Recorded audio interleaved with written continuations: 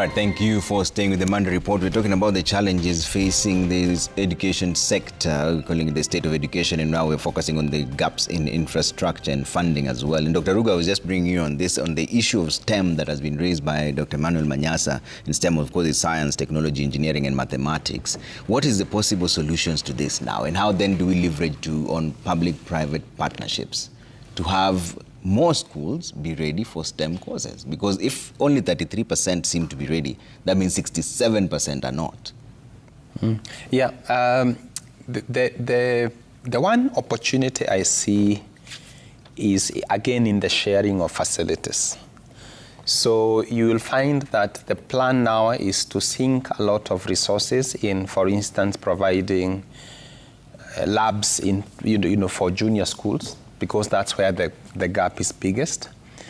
And yet, 69% of the secondary schools that Dr. Sugut has talked about are sub-county, day schools. And these schools are across the fence of a junior school or sharing even the same compound.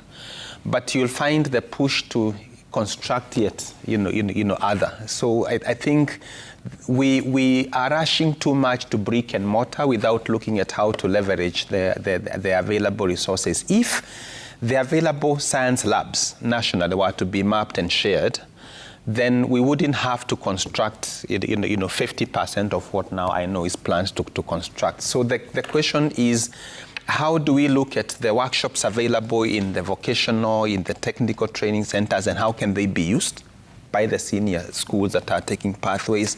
How do we get facilities shared where they are within good distance? If we figure out elements of child protection and all that, because you have younger children, and bigger children. The other opportunity is technology. I think we are not moving fast enough to adopt technology, and it presents such a huge opportunity, because a lot of what we struggled with, during my time in a lab to learn how to do, technology can resolve a huge proportion of that. So what is the intersection between technology and STEM, and how can we leverage? Because it is way cheaper to get one, simulator and all that than building, concrete and all that. And the other, as you said, is bringing in other players. I think government looking at ways of incentivizing the private sector, so that private sector can come in. We have seen, for instance, good innovations like infrastructure bonds, government issuing, so that we may raise money for infrastructure. Why wouldn't we have an education bond? This is what people are asking. That can where private sector can put in money, but we know there is also a way of getting interest and benefiting from it. And you'll have even many Kenyans getting into such a bond. We have seen establishment of a housing levy. Why wouldn't we have a CBE levy? Because some of these challenges are just transitional. It's not something that we'll need to always be doing. Like now, if we had a CBE levy where we are training our teachers seriously and tooling them so that they have the skills that they need to get this new curriculum, get results, then we just need to do that for 4 or 5 years, and that's it. And we can get back. So I think that there is opportunity here to do something really great for the country by looking at ways that are outside of the box. Because if we just look at what Treasury is allocating year in, year out, that money is not enough. And we know from the huge budget that comes, a lot of it is not even disbursed because of shortage of funding. But there are other ways of opening the space, especially to private sector, to communities, to contribute to parents. If parents understood that if I did this for my child, these are the kind of results I would get, I'm sure many parents would actually invest in the things that their schools are struggling with. And Dr. Sugut, what is the plan to bridge this deficit? Thank you, Trevor. I think one thing I want to say is that the ministry is alive to the fact that STEM is very critical. And now we are going for transition, and we have successfully been able to transition children from grade 6 to grade 7, and now we are working on transition from grade 9 to grade 10, which is senior school. And the data that we do have now is that we have a total of 1,369 secondary schools that require laboratories. So we have worked with partners, particularly World Bank, to ensure that we put up these labs before January next year, to be able to ensure that the STEM is well taken care of. So we are going to put up a total of 1,650 laboratories in the 1,369 schools. That is one. Now, we arrive at this by looking at the curriculum design, which is actually the syllabus, and finding out what is it that a school requires, particularly when you look at junior that my brother has talked about. We look at the curriculum design in terms of integrated science. What does it entail and what does it require?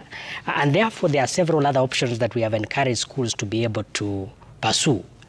For example, the mobile labs that are being done by the Kenya School Equipment Production Unit, SEPU. And to be able to acquire a mobile lab for a junior school is about 200,000. And that is taken care of in the capitation that we have given to those institutions. And therefore, we have encouraged them to be able to work on that, because when you look at the curriculum design and look at the topics that are being taught in that particular curriculum design and that syllabus, it is possible to be able to address that. But even more importantly, the question of technology is very critical. We have our whole institution, the Center for Mathematics, Technology Education in Africa, CEMASTEA, which has already worked on virtual labs to be able to bridge the gap in terms of the requirements for laboratories and to ensure that STEM education is well taken care of. And we want Trevor to invite you even for the symposium that will be there, I think from tomorrow, so that you are able to also appreciate what is happening. But again, we are keen on looking at any other situation that arises so that we are also able to address it. We are aware that there are new subjects in terms of STEM with regard to issues of electricity, issues of building construction, metalwork, woodwork. And what we have done in this transition that we are working on, which is largely online, is to ensure that schools that were offering metalwork increase the capacity in terms of the number of students, because they have the equipment, they have a teacher who will be able to teach them. So senior schools will declare capacity. And in terms of what it is that they're able to do, we ask them to increase the capacity in areas that other schools are not offering, so that we are able to take children in that particular subject. For example, in Joro Boys, we expect them to admit more students for metalwork, woodwork, because that's what they offer. We expect Mangu High School, for example, to be able to admit more students for aviation, because that is what they offer. So we are working on this to be able to ensure that this is improved, and we are on top of things. And as I did say, we are not worried, because we are on top of it, and definitely we'll be able to deliver on this. It doesn't seem like that, Dr. Sugut, because first you've said that you have 1,369 secondary schools. Yes. And you're looking at 1,650 laboratories. Yes. What informed that number? And second, how do you ensure that these students who are in grade 9, who were not exposed to STEM in 7 and 8, then catch up, whereas they didn't even have the teachers to begin with? Well, you see, the numbers that I have here are out of data that we collected. We did survey all the secondary schools in the country across the 47 counties, the 9,605 of them. And we looked at enrollment vis-a-vis the requirements in terms of the number of labs they need. Now, that is why you realize we have a number without labs at 1,369. But you'll realize the number of labs required are more than that, because you would easily imagine that it is one lab per school. But there are those ones that require more than one. That is why we are going to 1,650. And this is something that will continue every year, because as I told you, this is something that the ministry is ready to work on. And I can assure you by January, these laboratories will be ready because we have made arrangements. You remember we also were able to put up classrooms for grade 9.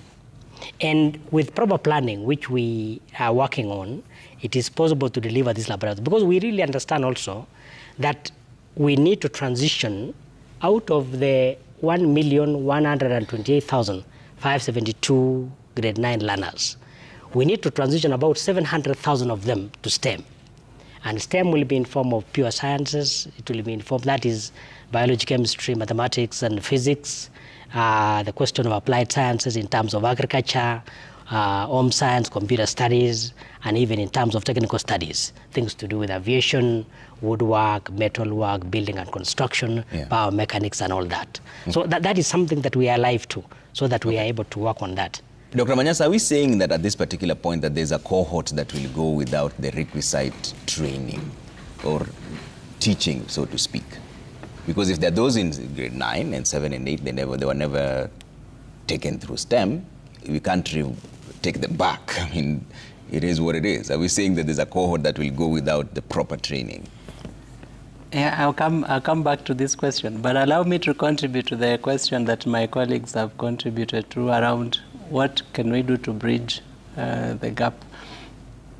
From the data that we have seen, government expenditure in education is 54% of the total cost of education in the country. And parents are contributing 38% of the total cost of education. And development partners and other philanthropies are contributing about 8% of the money that is funding education currently.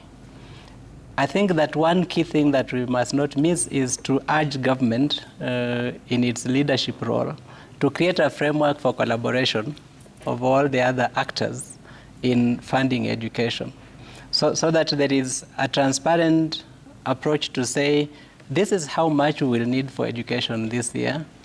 This is how much can come from the public coffers, and this is the gap.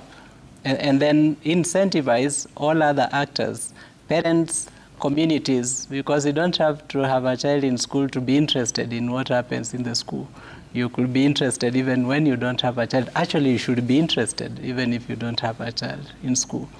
And then coordinate the private sector and philanthropists, private and public, so that at the start of any given year, we know that this will come from government, and whatever comes from government, these are the priority areas that government will fund, and then the areas that remain are the areas where we are encouraging other actors to be able to put in resources. I think that framework is needed to create room for effective collaboration. As it is right now, because of lack of that framework, there are some cases where resources are put in education and they duplicate what already government is doing, and that leads to some wastage of resources that are already scarce. So I think that framework is necessary and urgent. The second thing that I will turn to is to your question. Do we have children who, to some extent, we have sacrificed? Yes. We cannot deny that because of the manner in which we rolled out CBE. We rolled out CBE before we were ready, and because we have been playing catch-up in terms of addressing the needs of the sector, we have children who have inevitably been victims. The challenge that we face and which we must confront now is to say, can we make sure these children struggled through primary with teachers being retooled over the weekend and coming to school to teach them on Monday. They have struggled through junior because we moved them before we hired teachers. Can we do everything possible to make sure that their senior school experience is very good? So that whichever pathway they will be in, their stay and learning through senior school delivers optimal value, and they're able, those who can catch up on any area that they missed, they're able to catch up. So that they're not sacrificial through lumps throughout primary, junior, and then senior. Okay. Because we can't afford to lose a whole generation of young Kenyans like that. If we lose them, we will have messed our own futures, because these are the doctors who treat us in old age. If we don't teach them, they will be doctors still, but they will not be doctors who are capable of keeping us alive after retirement. We retire to our graves. Yeah. So we need that sorted out, in my view. And one thing that I need to raise that we haven't touched, and I am fearful that we might end the show without talking about, is ECD. ECD, that's why foundational learning is super critical. It is what determines what children will do for the rest of their time in school. And we need to start to discuss the question of the D in ECD.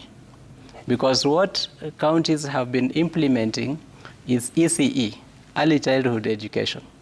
They have not implemented the development component. The reason ECD was devolved was because health was devolved.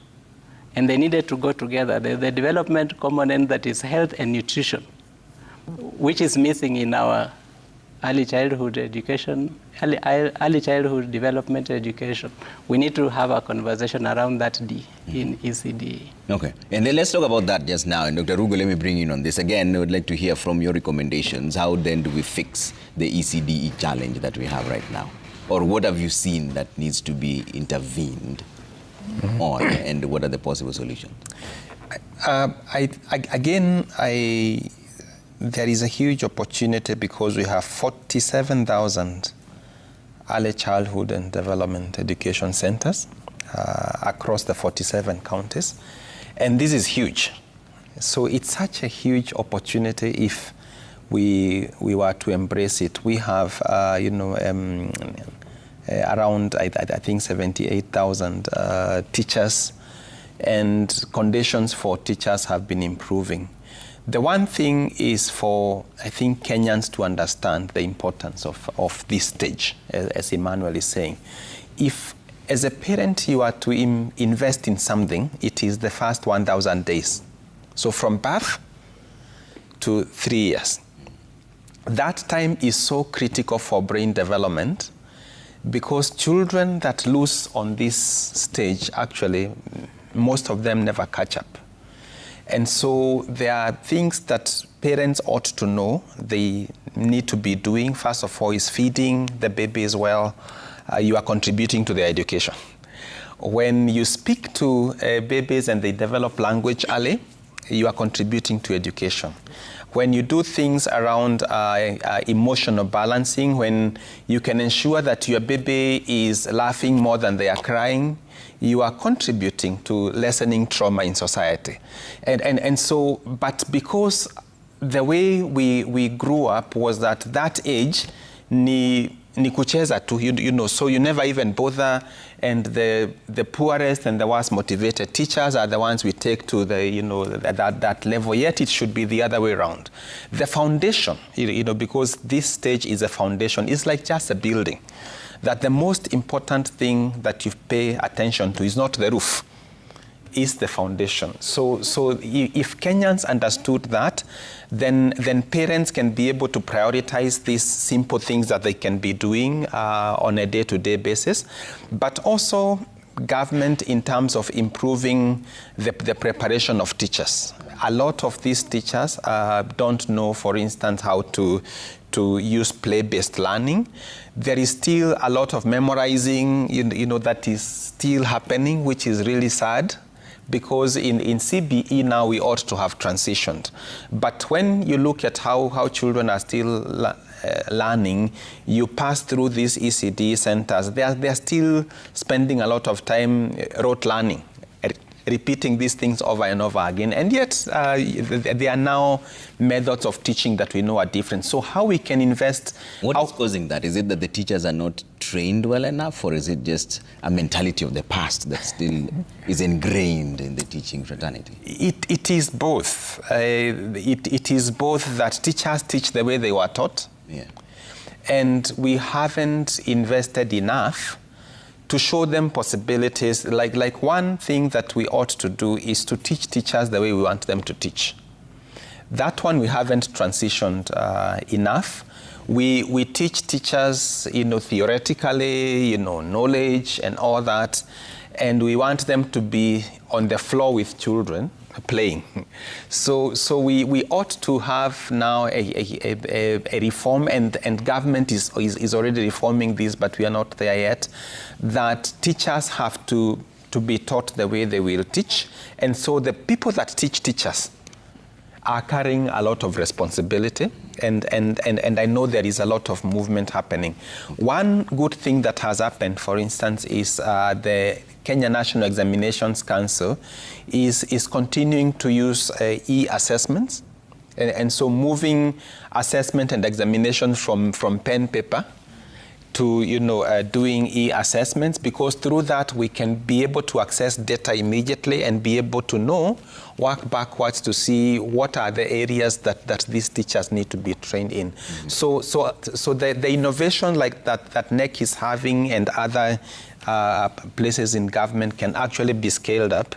And if we adopted these things, we can actually rapidly move so that in 2 years, a lot of these issues are resolved. Yeah, let me bring in Dr. Sugut on this. And Dr. Manyasa is raising an issue, saying the development in the D, in the ECD, which stands for development, we are not achieving. What is the plan for that? And Dr. Rugo is saying that the teaching pedagogy is still stuck in the past, that they're still reciting the same things, in as much as we've already moved to CBE. What is the plan to rectify that? Well, maybe, Trevor, one thing that we need to recognize in this space is that ECD is devolved, and whereas the national government is responsible for curriculum and policy, the rest of the things are taken care of by the county governments. Yeah. But it is true, when we transition to a competency-based education, what we are looking at is, in terms of our vision, a citizenry that is engaged, empowered, and more importantly, ethical. But even before that, we are looking at the teacher being a facilitator as opposed to being the source of knowledge. So in this case, the teacher is expected to provide a conducive environment for the child to be able to discover things on their own as the environment is being worked on.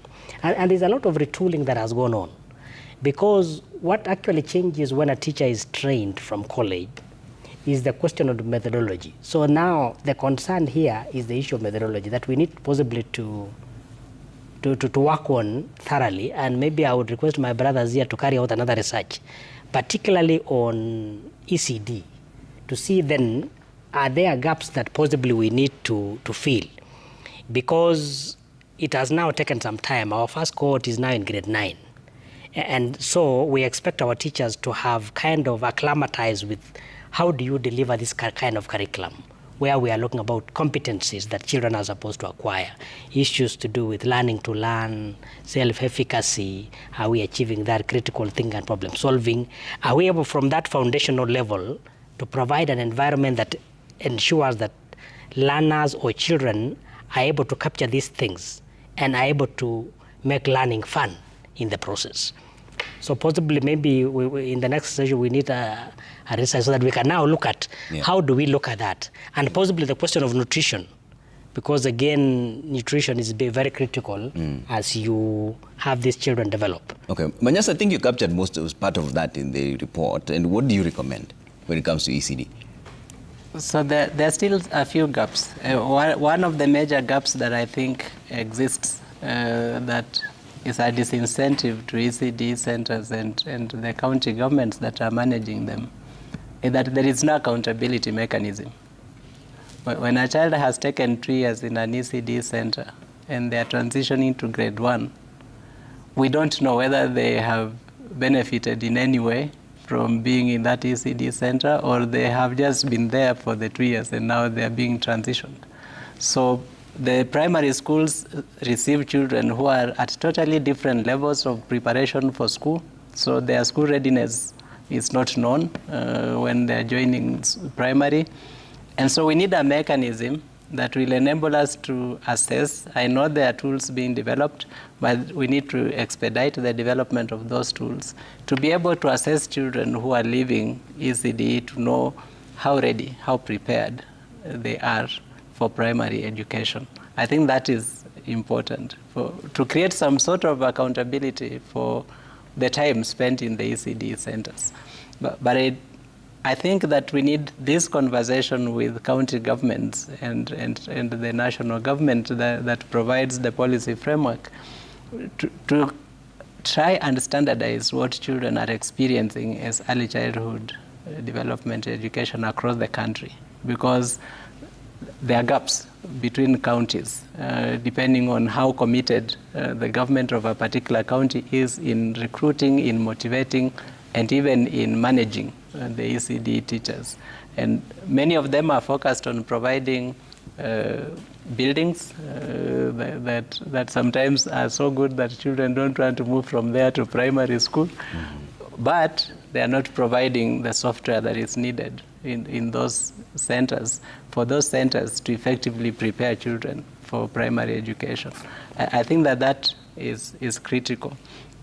In many parts of the country, especially the ASALs, children are going to ECD when they are past the recommended age, mostly because of insecurity that makes going to school at very early age difficult. We need to think about how do we stop treating those regions the same way we treat areas where an ECD center is a few meters away from the house, so that the children there do not continue to be marginalized and forced to either just grow up at home and then go to primary when you have reached of age, or enroll in ECD when they're past the age. Because that is happening a lot in ASALs, where ECD centers are far from where people live. Maybe we need models that can be able to serve the communities from where they are, to enable uniformity in the quality of ECD that is accessed, and to give every child an opportunity to participate. Okay. Dr. Mugo, is there a direct correlation between school facilities and learning outcomes? Yes. Because there's something you mentioned earlier on which I found interesting, that it's better to have more teachers than bad infrastructure, rather than have no teachers in good infrastructure. No, even though that the teacher we said is a single most highest, but there are also other drivers of learning, and infrastructure is one of them. We know that where there are facilities, where there are good learning materials and resources, the infrastructure is conducive. Where these things converge, then we see learning happening. When you go to places where the infrastructure is poor, they don't have power, if it is STEM, they don't have a science laboratory, then also very little learning happens. And it's because of many things that are linked to infrastructure.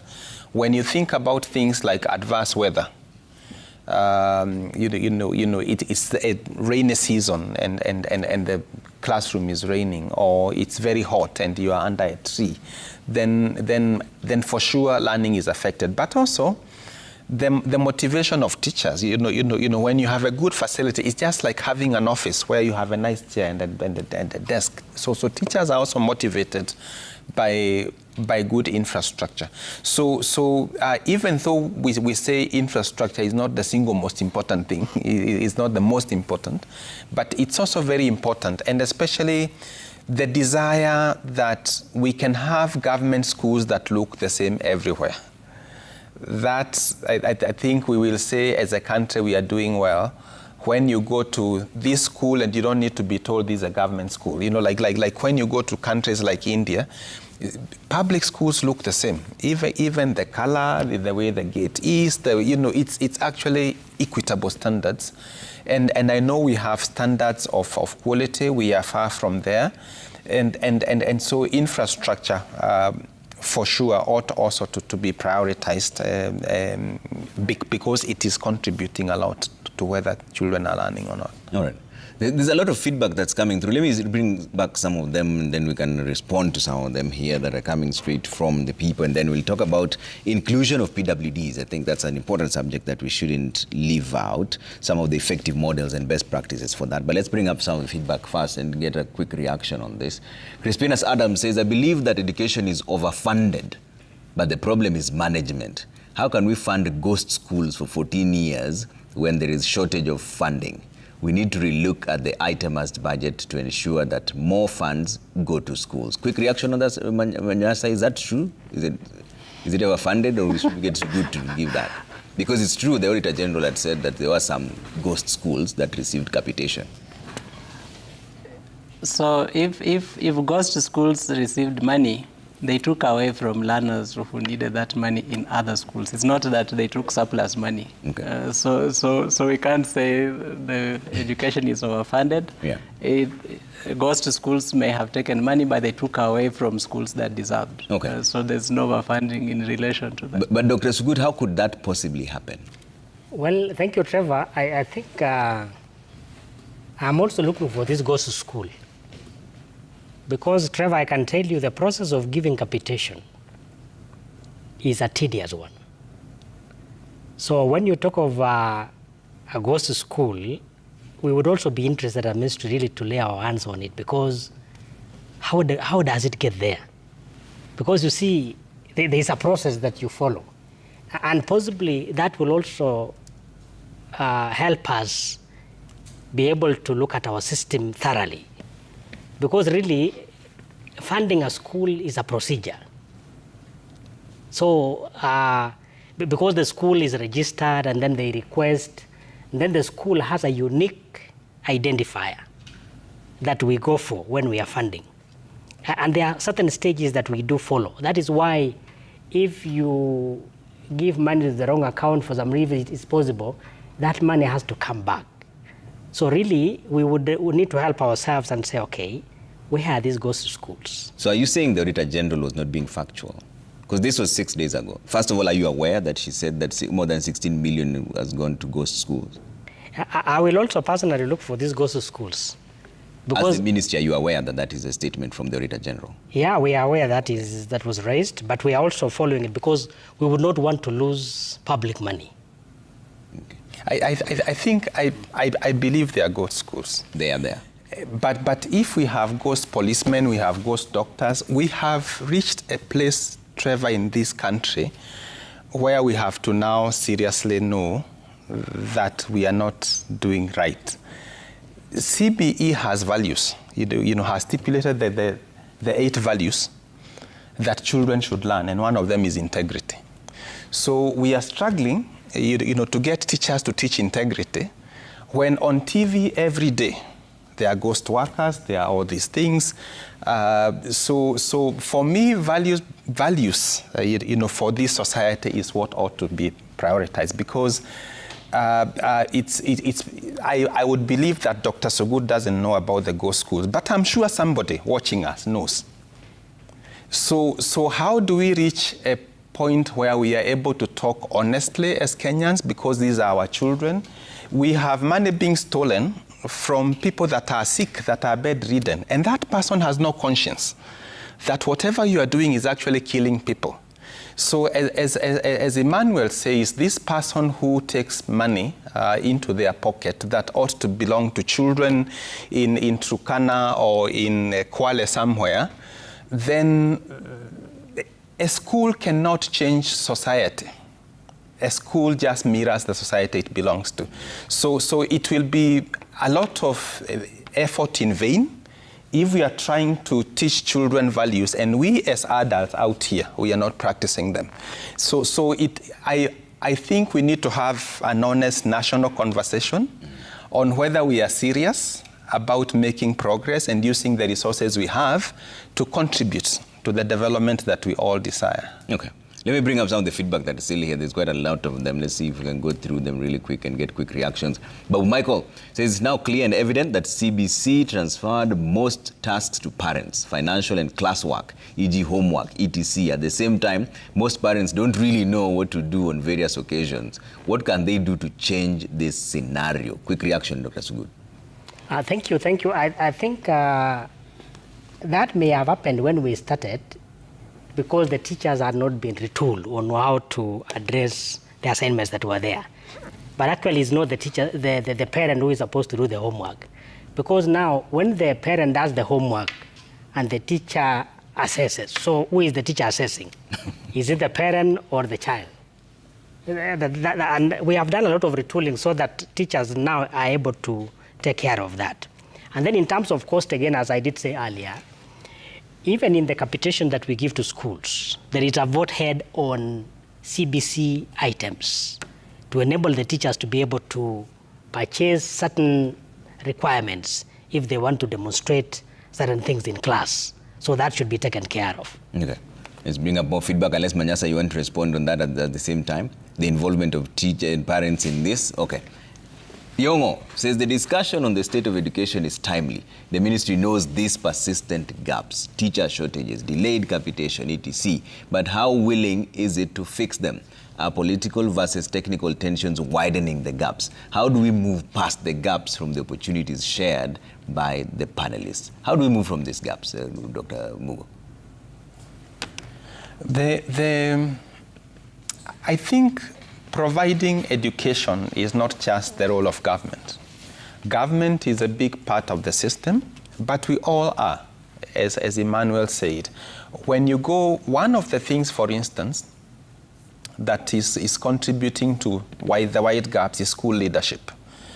Whenever there is a well-performing school or a poorly performing school, the one thing we know is constant is who leads that school.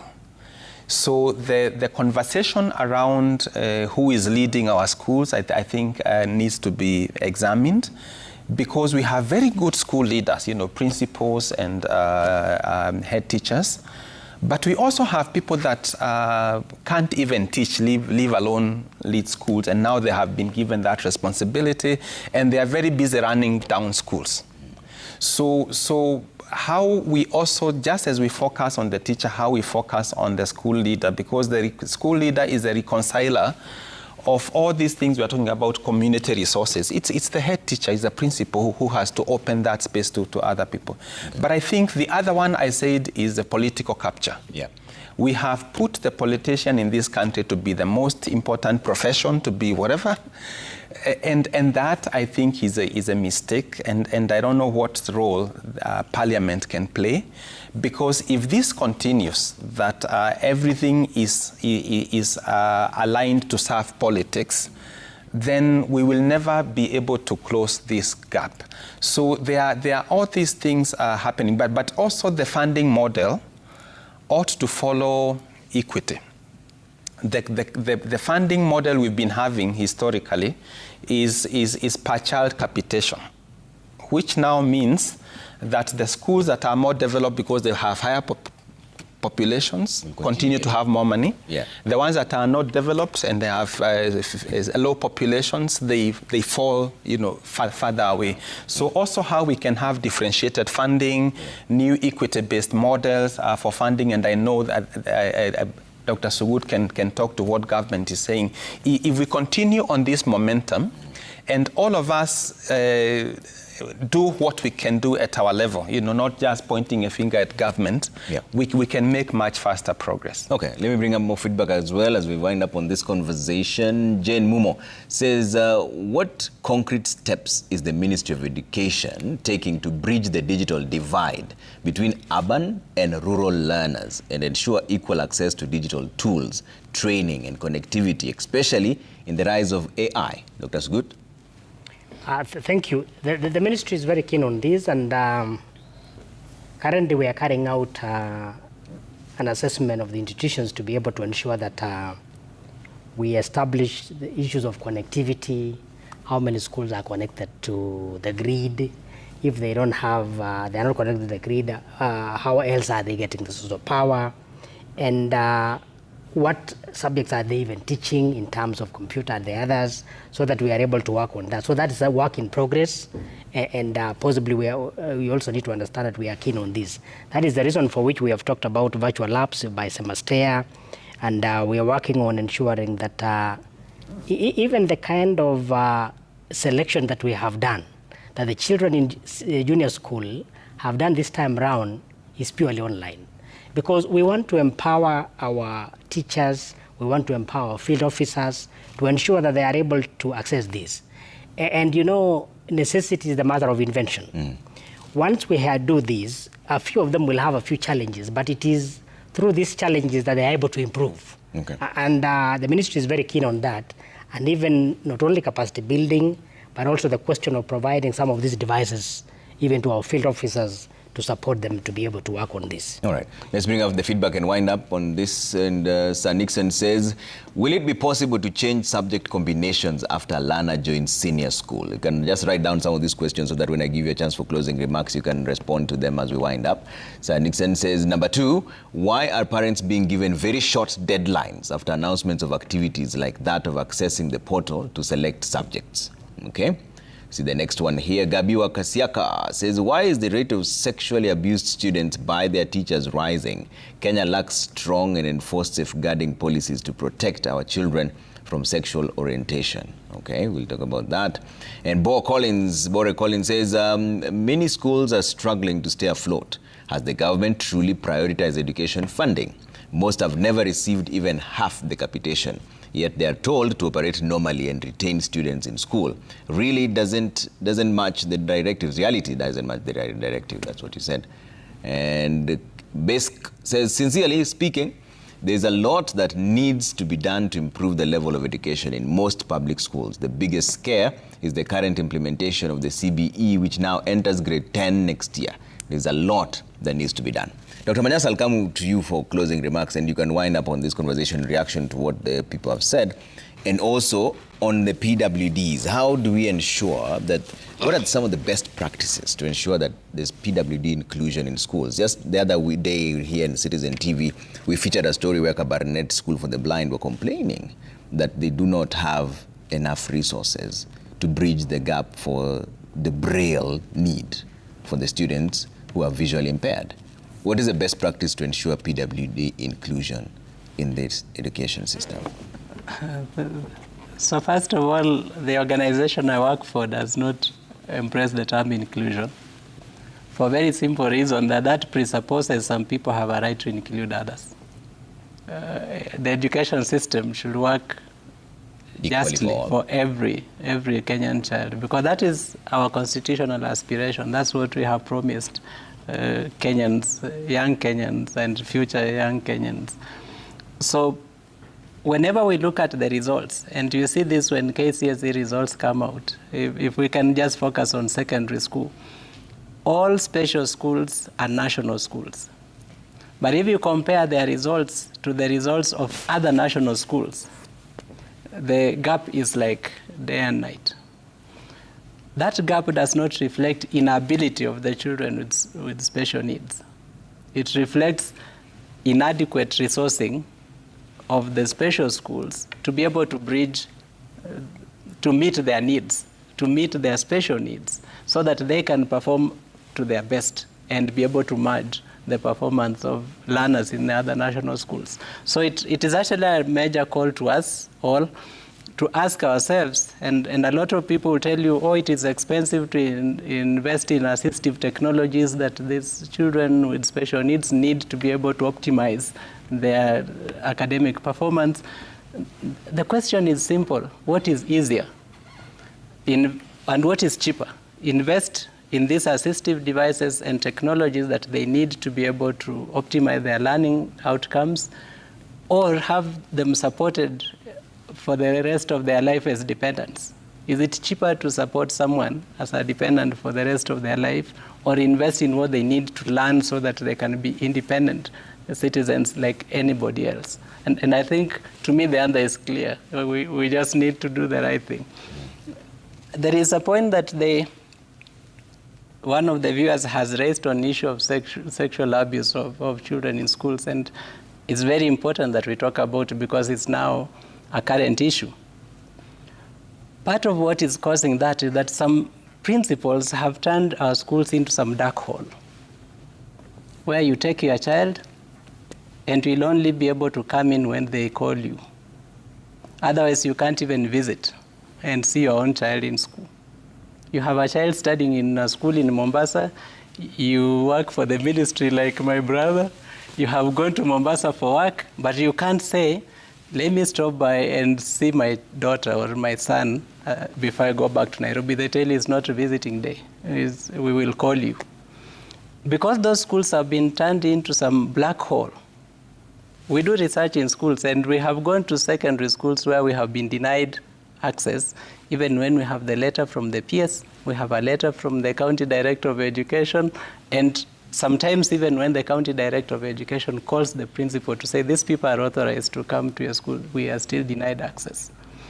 And those are the schools. And one of them right now is actually, the learners are at home because of this issue. One of the schools that deny people access. So when principals turn schools into black holes, where the community knows nothing that goes on in the school, parents of children who are there are not allowed access, then that becomes an environment where if there is a sex pest, they can thrive. Because this is a dark hole where learners who are young people and vulnerable are on their own. They don't have an opportunity to interact and be able to share and express the trauma that they may be experiencing. And I think that is something that needs to change. Schools need to be open. We understand the responsibility of principals to ensure discipline in school and protect learners from interference from people outside, but parents should have access.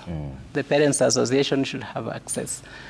Organizations that are duly authorized from the ministry should have access. They shouldn't be denied. There are stories out here that we have teachers who are on the brink of suicide because a teacher was involved with a student, the principal got to know, and the principal has turned that teacher into a cash cow.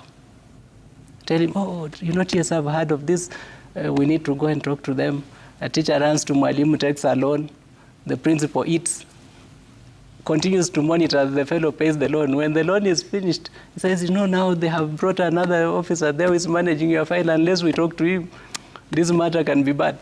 So the teacher is perennially on loans that are eaten by the principal because he was involved with a student in the veil inappropriately. Instead of the principal helping the ministry and TSC to identify this person and get them out of the schools so that they can stop abusing children, they cover them and milk them.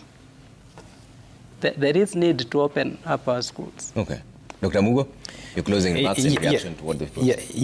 There was the question around parents, tasks to parents and what parents can do. The one single most important thing that parents can do is spending time with children. Institutionalizing children is a terrible thing for our society, and a lot of the struggles we have with young people now is because they brought each other in boarding schools. The parents were not there. They brought up each other. Yes, so when we remove a child and some are young and we know their circumstances, but those that are circumstantial, that really there was no other way, or this child could not have had home, that's less than 10%. But I think it became a culture that sending children to boarding schools is stylish, or we only considered academic performance and ignored the holistic development, the character development, and so spending time with your child, like now we are closing schools in August. This is the time for those parents that can, I know many of them can't, take leave. And you don't need to do anything, to tell them anything, just spending time, we know from research that makes a huge contribution. The other one, follow up. Even if you can't do the work that they are doing, some of it is much more advanced than we can do, just follow up with them every day. What are you learning? What are the issues? Discuss with them other issues, and even introducing them to what you do, to challenges you face. That way we can be able to bring children. So there is a lot parents can do beyond just academic performance, because academic performance is not the most important thing to a young person. But holistic development, these balanced exposure, these are things that only parents can do and schools can't do. Okay. So I am of the opinion that if every parent understood what their role is, even things that like core competencies that Dr. Sugut referred to, things like problem solving. Problems are in daily life. They are not in the CBC. They are in daily life. And so these things like working with each other, being polite, modeling this to our children, as parents, actually, we are contributing to a better society. Okay. Dr. Sugut, closing remarks. Thank you so much, Trevor. I think for me, I am happy that we've been able to discuss this. The ministry definitely will not allow this kind of sexual abuse of children in schools. It is not a good thing. And we're asking our field officers to be vigilant and to ensure that they also visit the schools. And if there are issues, let the children discuss with their teachers. The principals of schools also should be able to discuss this and be able to be available to the children if there are any issues so that they are able to address them. The question of BWDs that was raised, the government is putting up a center at Kise, the Kenya Institute of Special Education, to help in the assembling of assistive devices so that that can help in the process to ensure that the PWDs are not left behind. There was a question on the strict deadlines and whether children can be able to make changes when they get to senior school with regard to subject combinations. It is true the timelines are strict and because time is a resource. But of course, I want to assure everyone that no learner will be left out in the selection because it's only that we are running very strict timelines, but of course we will take care to ensure that no learner is left out. When these children get to grade 10, and in the first term they feel like possibly there is a subject that they are not very comfortable with, or they want to add another one, they are able to do that within that institution. We will give that provision to the heads of institutions to be able to do that. Because one thing, Trevor, is that we really want to tap into the talent of every child. It is important to identify, but more important to really nurture that talent. Because we would want children to fit into what it is that they are talented to do, what it is that they are happy to do, so that learning is fun. Okay. Thank you. Thank you so much, gentlemen, for making time this evening. We've extended this conversation because it's an important conversation, the state of education. We haven't even finished it, so we'll bring it back again at some point, interact with the report and see what they're saying. Dr. William Sugut, Director, Secondary Education, Ministry of Education, thank you for making time. Dr. John Mugo, CEO, Zizi, Afrique, and Dr. Emmanuel Manyasa, Executive Director of Usawa Agenda. Both of them co-authored that report. Interact with it and see what they're saying, plus their recommendations. We'll continue having this conversation because it is important to the public. On behalf of everyone who made this possible, we say good night and God bless. Thanks for watching.